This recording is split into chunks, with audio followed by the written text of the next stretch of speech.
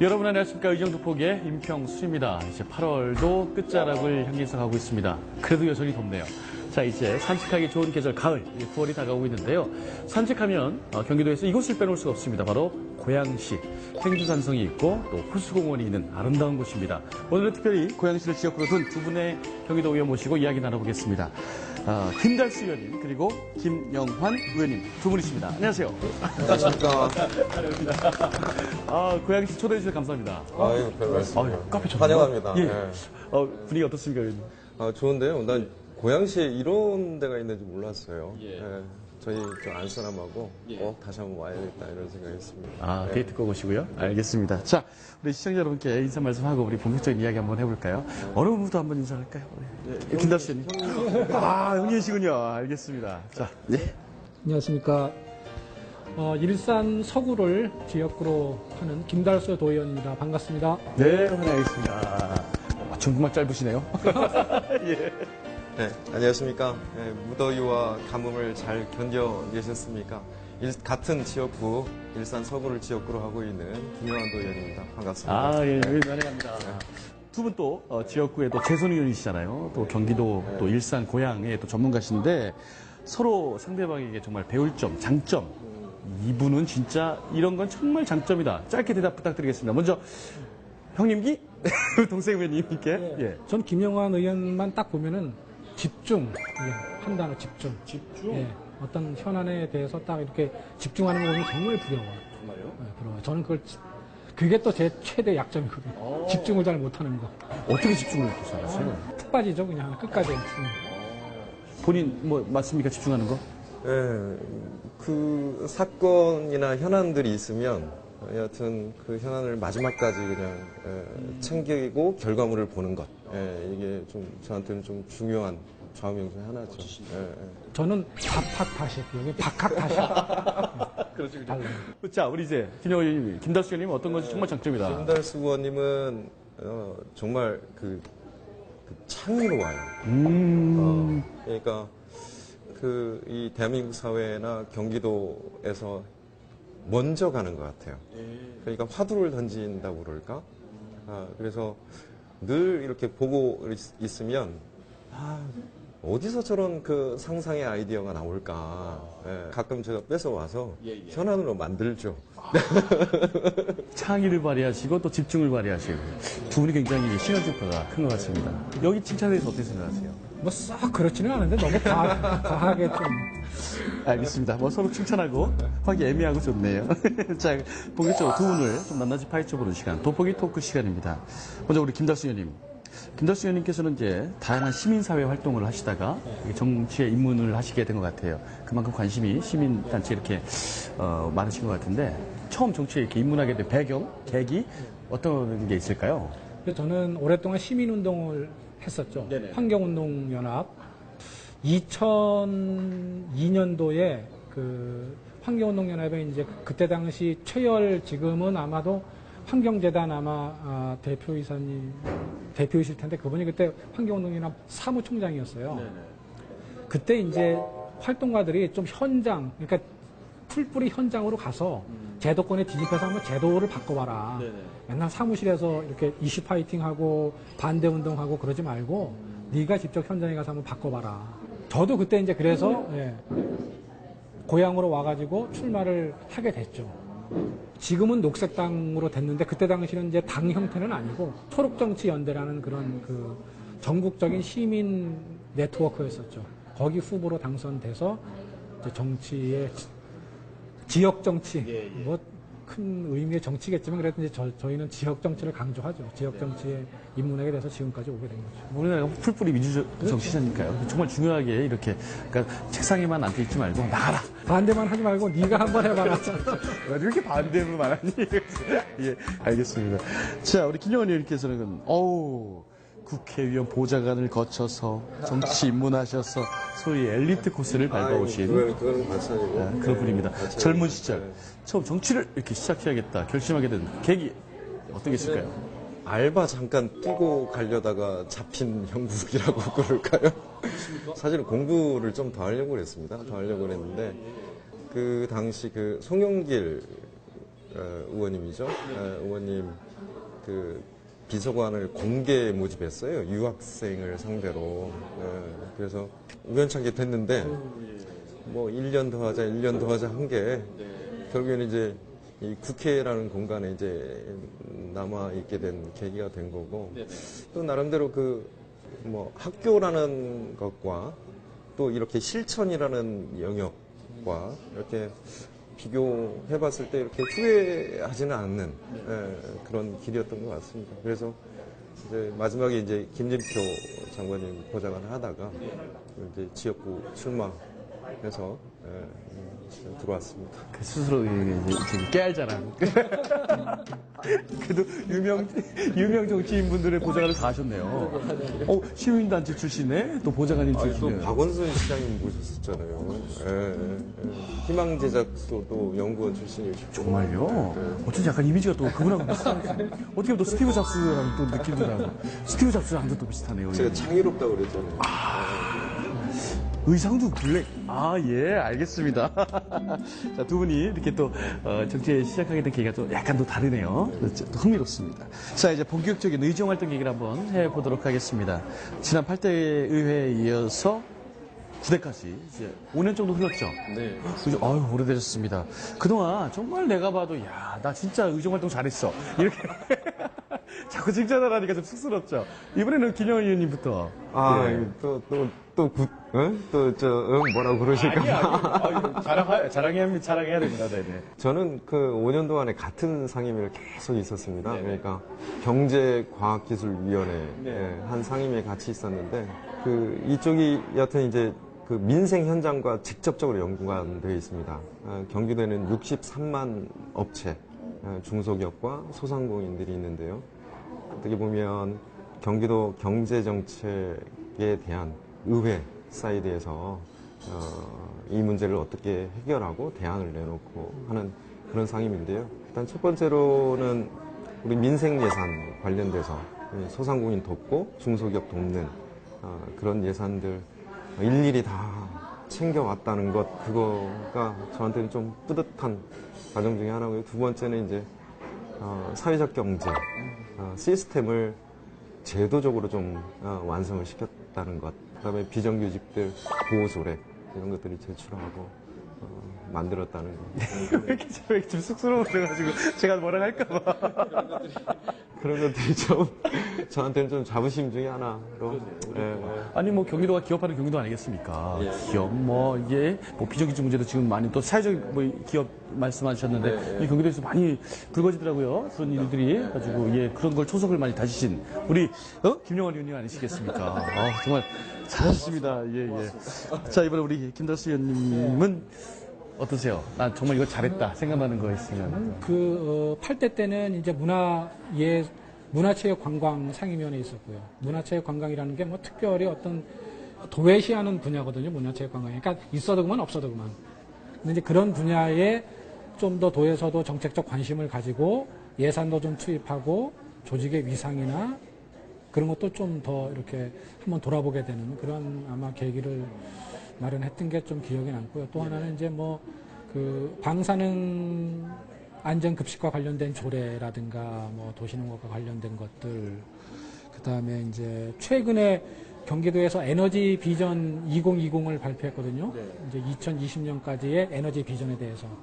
근데 이제 그런 내용들이 거의 환경단체에서 주장하는 내용과 거의 유사해요. 그러니까 상당히 진보적이죠. 서울시보다도 더 진보적인 정책들이 다 포함되어 있는데 그런 것들 정책 제안 같은 것들이 그렇게 받아들여지고 그러는 것에 대해서 이제 좀 보람을 느끼죠. 그렇죠. 또 시민단체 출신이시니까. 에너지 얘기 하나 안 했으면 제가 해주려고 그랬어요. 에너지 관련해서는 하여튼 환경운동을 계속 해왔고 경기도의 주요한 관심을 사실은 김달수 의원님 때문에 좀 자리 잡지 않았나 이런 생각이 좀 들어요. 그러니까 미래 에너지는 곧 환경 아니겠습니까? 또 상임위는 저희 상임위와 또 연관이 많이 되어 있습니다. 그래서 이쪽 상임위 저한테 미션을 준 거나 다름이 없어요. 두 분이 의견을 막 이게 두 분 잘 지내셔야 되겠네요. 절대 싸면은 예산 통과 안 해버리면 큰일 나는데. 잘 지내고 있습니다. 자, 이번에는 또 상임 이야기로 한번 시선을 돌려보도록 하겠습니다. 김달수 의원님께서 지금 뭐 말씀하셨으니까 그냥 뭐 짚고 넘어가죠. 안전행정위원회. 안전하면 또 경기도에 또 최대 이슈로 또 떠올랐습니다. 경기도뿐만이 아니죠. 대한민국의 화두인데 요즘 뭐 상임위 현안 어떤 게 안전 행정과 관련돼서 이제 소방 안전이 이제 가장 큰 이슈고 경기도 조직으로 봐도 뭐 그 도청에 속해 있지만 어떻든 소방 재난안전 쪽은 또 별도의 특별기구로 돼 있죠. 근데 이제 거기에 인원과 그 조직이 되게 적은 편이에요. 도시의 규모에 비해서 경기도 자체가. 그래서 이제 그게 가장 큰 관건이죠. 119 안전센터라든 같은 게 지금 그 도시가 거대화지면서 이 필요 지역이 엄청나게 많거든요. 그걸 물론 이제 순차적으로 보강한다고는 하지만 어떻든 현재 이제 그런 것들이 안전행정위원회 최대 화두가 되고 있죠. 시민 안전과 직결되는 문제니까요. 뭐 제가 알기로는 경기도 31개 시군에 소방센터가 다 생긴 것도 불과 몇 년 안 된 걸로 제가 알고 소방서가. 소방서. 네, 그렇죠. 그것도 얼마 안 됐으니까. 안전행정위원회 알겠습니다. 지켜보도록 하겠습니다. 우리 김영일 의원님께서는 현재 계속해서 경제과학기술위원회에서 활동을 하고 계십니다. 상임 현안 어떤 게 있을까요? 요즘 제가 발의한 조례가 하나 있어요. 경기도 개성공단 입주기업 지원조례. 이제 여기에는 여러 가지 이제 좀 함축적인 의미를 제가 좀 넣었는데, 최근에 이제 이유 여사도 이제 북한을 한번 방문을 하셨고, 그럼에도 불구하고 남북 관계가 한 7년간 정체되어 있지 않습니까? 그런데 경기도 내에는 34개 입주업체들이 있습니다. 그래서 남북 경제 교류 협력을 경기도에서 좀 주도적으로 좀 하자. 그리고 개성공단 물류단지랄지, 그 다음에 개성공단 입주기업의 마케팅 판로 지원이랄지, 혹은 보증 지원이랄지, 그런 기업들의 수출 지원이랄지, 이런 것들을 좀 지원하는 전체 큰 틀에 조례를 좀 제안을 했는데, 사실은 경기도가 이걸 좀 선점해서 남북 경제 교류 협력 사업을 선점하고, 혹은 타 지역의 개성공단 입주기업들을 견인하고, 이런 역할을 좀 경기도가 해줬으면 좋겠다라는 차원으로 조례를 좀 제안을 했습니다. 이 조례안이 뭐 어떻게 될 것 같아요? 9월에 통과시키겠습니다.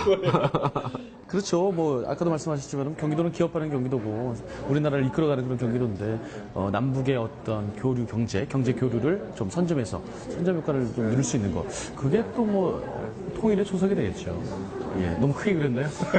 여하튼 경기도 그 주도적인 역할을 좀 해줬으면 좋겠습니다. 알겠습니다. 그런 조례안이었고요. 이게 또 경제과학기술위원회에서도 또 한 축이고. 알겠습니다. 우리 김달수 의원님께서 최근에 본회의 5분발을 통해서 또 학교에 대한 이야기를 하셨어요. 이것도 역시 안전의 문제인가 봐요. 학교 인조잔디 운동장의 유해성에 대해서 5분발원에서 지적을 하셨어요. 인조잔디 운동장의 유해성은 뭐 예전부터 이미 거론됐던 문제고요. 다만 이제 최근에 또 한 번 이슈화가 됐던 거죠. 또 한 번. 그러니까 이제 해왔는데 또 문제가 불거졌는데, 문제는 이제 경기도에 약 330개 학교에 인조잔디가 깔려 있어요. 이게 1년부터 12년까지. 그러니까 1년 된 것부터 12년 된 것까지 깔려 있거든요. 그러니까 이제 최근에 설치한 것은 어떻든 안전 규정에 대한 이제 계속적인 문제제기 때문에 좀 괜찮은데, 뭐 이제 5년에서 7년 이상 된 것들은 상당히 문제죠. 뭐가 제일 문제예요? 인조잔디가? 인조잔디가 일단 납카드뮴 이제 그런 것들이 함유되어 있고, 또 이게 화상도 있고, 또 하나는 이제 학교 운동장을 너무 획일적으로 이용하는 것들, 그렇게 그냥 이런 잔디 구장으로만, 그게 동산이 될 수도 있고, 뭐 여러 숲이 될 수도 있고, 여러 용도가 있는데 꼭 그렇게 이제 획일적으로만 이용하는 문제들. 그래서 이제 그런 문제 제기를 한 건데, 이제 저는 특별히 뭐 인조 잔디 구장만 딱 문제 제기하려고 한 것은 아니고, 안전 문제에 대해서, 예를 들면 지금 현재 교육감이 들었으면서 교육안전국인가요? 안전관련 국까지 설치했거든요. 근데 이제 실제 뭐 이런 인조 잔디 문제라든가, 또 방사능 급식 문제라든가, 보건교사 문제라든가, 뭐 승강기 문제라든가, 이런 여러 가지 안전, 인권과 관련된 현안들이 나아지지 않고 있어요. 그래서 그거에 대한 문제 제기를 한 거죠, 사실은. 승강기도 엘리베이터라는 게 학생들이라는 게 늘상 다치잖아요. 그러면은 다치면은 그럼 어떻게 보통 뭐 4층, 5층 다 그런데. 옛날 같으면 친구가 업어줘야죠. 그러니까. 네, 생각이 고장나버리면 또 어려우니까. 근데 지금은 이제 그런 게 그것도 한 270개가 넘는 학교에 지금 설치가 안 돼 있어요, 아예. 그러니까 뭐 그런 여러 가지 문제를 이제 인조 잔디를 들어서 좀 더 안전과 인권에 대해서 좀 더 관심을 달라라는 요구를 한 거예요. 우리 김달수 의원님께서는 이제 학교 안전, 청소년 안전에 대해서도 굉장히 지금 신경을 곤두세우고 계시네요. 아우, 좋습니다. 시민 입장에서 이런 의원님 너무 좋아요. 예, 경제와 안전. 저도 네. 좋습니다. 너무 사랑하지 마세요. 예, 알겠습니다. 이번엔 또, 지역구 얘기를 한번 해보도록 하겠습니다. 하실 말씀 아니시죠? 두 분 다 고양시가 지역구, 아까 말씀하셨지만 어디죠? 지역구가 정확하게? 저 지역구는 일산 서구에 예, 탄현동, 일산 1, 2, 3동 이제 구도심이 좀 포함된 지역이고요. 우리 김달수 의원님은 이제 신도시 쪽. 그렇군요. 신도시. 근데 또 농촌 지역이 조금 포함되어 있어요. 예. 농사도 지으신다고. 아, 예. 도는 복합 지역이죠. 복합지원제 알겠습니다. 그럼 두 분께서 같은 지역구 또 겹치기도 하니까 한번 현안도 한번 풀어볼까요? 어떤 뭐 풀어야 된다 우리 지역이가 정말 풀어야 된다. 어떻게 쓸까요? 일단 최근에 이제 메르스 사태 이후에 이제 소상공인들, 기업, 중소기업들 경영난을 굉장히 심각하게 겪고 있습니다. 그래서 최근에는 이제 저희 지역에는 이제 전통시장이 있어요. 김달수 의원님은 그쪽에는 이제 전통시장이 없지만, 그래서 이 전통시장을 어떻게 하면 좀 현대화 사업을 좀 할까. 그래서 좀 대책이기도 하고, 이 전통시장 문제 좀 해결하는데, 좀 집중하고 있고요. 그 다음에 저희가 이제 아무래도 구도심 쪽에 있다 보니까, 이 교육에 대한 신도시에 비해서 교육에 대한 수요들이 좀 있어요. 우리 지역 아이들이 정말 좋은 교육 환경에서 훌륭한 교사들과 함께 정말 공교육의 모범이 되는 그런 지역구 만들기에 좀 현안 사업으로 좀 하고 있습니다. 그렇군요. 빨리 시장님과 협조하시고요. 또 그렇죠. 뭐 비슷하죠. 저희도 예, 중소기업, 자영업자들에 대한 뭔가 새로운 활로를 좀 찾아드려야 되는데 이제 그게 가장 큰 거고. 또 저희 지역은 이제 이렇게 도시가 아주 집중적으로 신도시가 만들어진 지역이에요. 그래서 인구는 많고 이 많은 시민들이 뭔가 이렇게 할 수 있는 공간은 적고. 그래서 이제 그런 여러 가지 지역의 유휴 공간을 활용해가지고 좀 커뮤니티 복합 공간을 하는 이제 그러한 사업을 좀 하려고 하고 있고, 또 하나는 이제 이거는 좀 특별한 사업인데 아직 뭐 전국에서 해본 곳이 아직 한 곳도 없는데 어르신의 집이라고 이제 가칭 어린이집에 대응하는 개념이거든요. 어린이집에 대한 이 기존에 있는 어떤 뭐 노인정이나 노인복지센터 이런 건 아니고요. 그 외에 이제 외에 기존에 있는 노인 관련 시설이 대부분 취약계층을 대상으로 하잖아요. 근데 이제 이거는 취약계층이 아니고 보통 이 40, 50대 여성들의 가장 큰 문제가 부모님 모시는 게 가장 큰 문제거든요.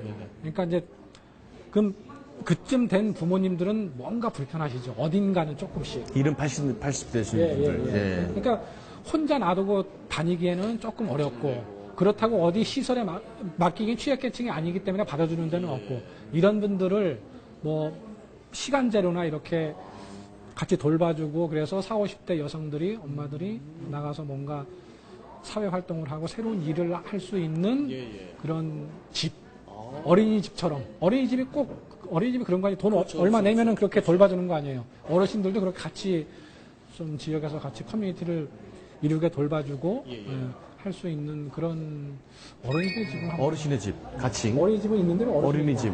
그렇죠. 어린이집은 제가 그랬잖아요. 창의적이라고. 알겠습니다. 야, 창의력을 발휘하시고 집중력을 발휘하셔가지고 두 분의 지역구가 나날이 발전하기를 저도 한번 응원해 보도록 하겠습니다. 예, 저는 개인적으로 저희 친척 두 분이 고양시 살고 있기 때문에 고양시 발전은 꼭 저희 가족의 발전이다라고 생각해요. 저희 지역구입니까? 그런 것 같습니다. 자, 말씀 안 드리고요. 자, 이제 두 분, 이제 의정활동 아주 많이 남았습니다. 많이 남았는데 나는 앞으로 우리 시민들에게 어떤 도의원, 어떤 사람으로 한번 기억되고 싶다라고 생각하십니까? 저의 그 정치 현장에 이제 들어온 이유이기도 하지만, 김영환 하면 저희 지역에서, 민생 잘 지키는구나. 민생 잘 가꾸는구나. 민생 지킴이. 민생 지킴이. 좋네요. 그게 좀 저 컨셉에도 맞고, 그렇게 좀 뭐 이름이 났으면 좋겠고, 사실. 알겠습니다. 민생 지킴이 김영환으로 한번 기억되고 싶다. 우리 김달수 의원님은요? 스티브 김? 그렇죠. 저는 어떻든 뭐 네. 좀 새롭고 대안적인 그 무언가를 하고 싶은 거죠. 그래서 조례도 그렇고 아까 말씀드린 어르신의 집도 그렇고 그런 걸 지역에서 꼭 한번 해보고 싶습니다. 뭐 그럼 제 말이 딱 맞네요. 스티브 잡스 별명 달수. 스티브 달수 딱 좋네요. 예. 스티브 달수님과 우리 또 민생지킴이 김영환 의원님께서 경기도와 뭐 그 고양시를 위해서 많이 애써주시길 바라겠습니다. 마지막으로 우리 시청자분들께 인사하고 오늘 인터뷰 마무리할까 합니다. 자, 못다한 이야기 있으면 지금 하시면 됩니다. 의원님. 네. 저는 뭐 이 정치라는 게 관심과 참여하는 만큼 바뀌고 변한 거거든요. 그래서 조금 정치에 많이 실망스럽고 좀 보기가 싫더라도 한번 이렇게 좀 더 애정을 갖고 관심을 가지시면은 여러 가지 그동안 보지 못했던 그런 애정들이 생길 겁니다. 그래서 좀 더 잘 지켜봐 주시면 저희도 그에 못지않게 보답하도록 열심히 지역구도 챙기고 또 경기도를 챙기고 또 풀뿌리를 바꿔나가겠습니다. 고맙습니다. 정말 마지막 말씀이 가슴에 더 찡하게 좀 물려붙이는 것 같습니다. 네. 정말 지난번 메르스, 그 다음에 세월호, 그 이전에 금융위기, 이렇게 겪으면서 어렵게 우리 소상공인 중소기업들 이렇게 버텨내고 있는 것 같습니다. 부족하지만, 그 부족한 공간들을 정치 현장에서 또 민생 현장에서 열심히 챙기고 노력하겠습니다. 저도 똑같은 말씀 좀 드리고 싶습니다. 잘 지켜봐 주시고 관심 가져주시고 언제든지 연락 가능하니까 정말 그런 민원들이 있으면 서슴없이 이렇게 연락 주시면 그 하나하나 모든 거 챙기는 노력 병행하겠습니다. 네, 고맙습니다. 감사합니다. 오늘 두 분과 이야기 나눠봤는데요. 왠지 오늘 인터뷰는 좀 수라스러웠다. 동네 형님들과 함께 그냥 이야기 나눠봤다. 이런 느낌이 듭니다. 그만큼 좀 편안하지 않았나. 두 분의 어떤 그런 열정 가득함으로 또 경기도와 고양시를 위해서 애써주시기 바랍니다. 오늘 인터뷰 감사합니다. 네, 고맙습니다. 짠하고 끝낼까요? 네, 감사합니다. 고맙습니다.